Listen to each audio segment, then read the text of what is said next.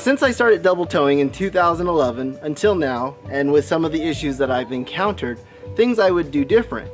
One, I would run a weight distribution hitch. Now in the beginning, I looked and looked for a weight distribution hitch, but because this second trailer sits so low to the ground, it only sits about a foot off of the ground, getting that hitch underneath, that weight distribution hitch, underneath the frame to do weight distribution meant it sat even lower to the ground, and I couldn't justify that clearances. If your second trailer sits higher, maybe you can get a traditional weight distribution system like a Blue Ox. But then I found the Camco Recurve weight distribution hitch. So if I were to tow this long distance again, I think I would go with the Camco Recurve weight distribution hitch with sway control.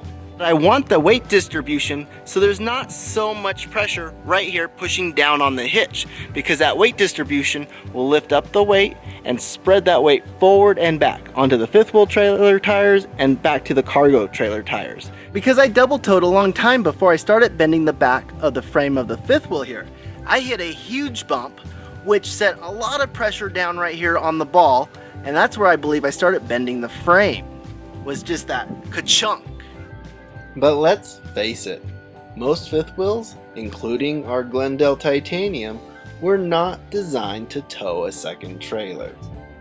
If we were to bring this trailer with us more often, we would purchase a trailer valet so that we could disconnect the rear trailer and maneuver it more easily by hand. There's other things on the market that I have considered too, such as a trailer toad. A trailer toad will add another axle here underneath the hitch, underneath the ball, and that axle will ride on the ground and support the tongue weight of the second trailer.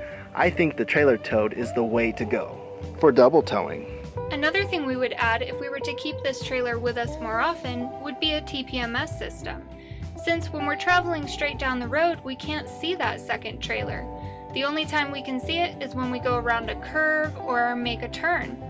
And having a TPMS system would be an added peace of mind. This is a pretty standard cargo trailer. I did modify it a little bit too. Here on the jack, cut this weld out and I moved the whole thing so it would retract all the way up, being flush.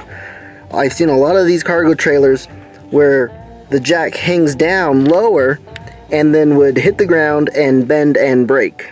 So I simply cut this weld, moved it up, and re-welded it.